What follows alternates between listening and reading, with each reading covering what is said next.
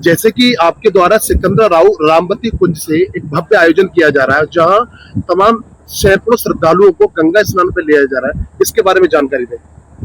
सर्वप्रथम तो पत्रकार बंधुओं को धन्यवाद, नमस्कार।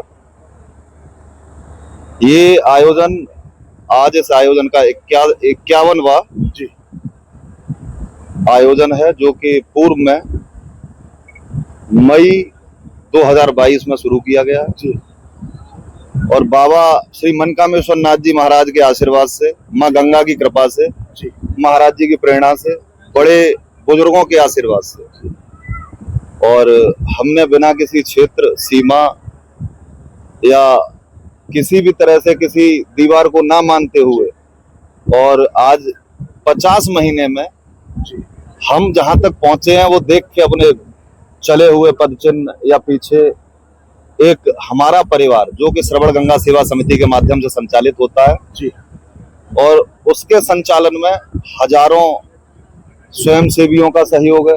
जी समिति के लाखों श्रद्धालुओं का योगदान है कि उन्होंने समय समय पे हमारी सनातन संस्कृति, आस्था और धर्म को पुनः हर एक पूर्णिमा में जी गत पूर्णिमाओं की तरह इसमें भी भव्यता और दिव्यता प्रदान करी, जिसपे कि आपकी 100 से ज्यादा बसें लगी हुई हैं।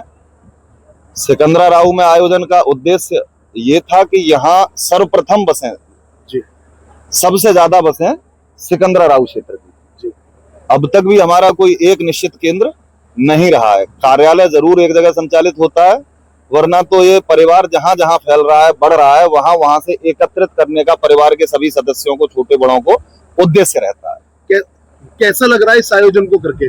नहीं, इस आयोजन में सदैव ही एक प्रेरणा और जीत, जी जो कहेंगे कि कभी हारने का कोई उद्देश्य ही नहीं है। इसमें आप किसी से भी पूछे, छोटे 2 साल के बच्चे से 90 साल के बाबा से, तो उनके चेहरे पे खुशी होगी, मुस्कान होगी और अपने सनातन संस्कृति, हिंदू धर्म के लिए एक अलग ही आस्था का अलग जग रहा होगा। एक महत्वपूर्ण सवाल और है, बसों की भीड़ और श्रद्धालुओं की संख्या देखकर कुछ लोगों का अनुमान है कि 27 का जो इलेक्शन आ रहा है उसको लेकर कुछ तैयारी की यहाँ सर कुछ आशंका दिख रही है, उसको लेकर आप क्या कहना चाहेंगे?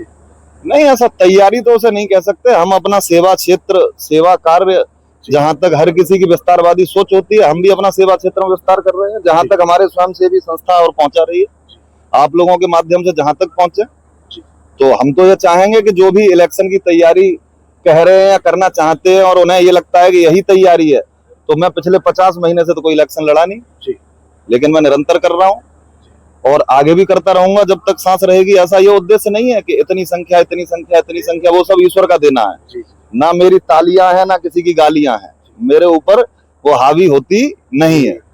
उसका कारण है कि कर्ता ईश्वर है, माध्यम मात्र है। तो हमारी जो जिम्मेदारी है, हम उसे निष्ठा के साथ निभाएं और सभी से कहना चाहूंगा, जो भी इस तरीके की बातें करें वो खुद में ऐसा कुछ करना शुरू करें।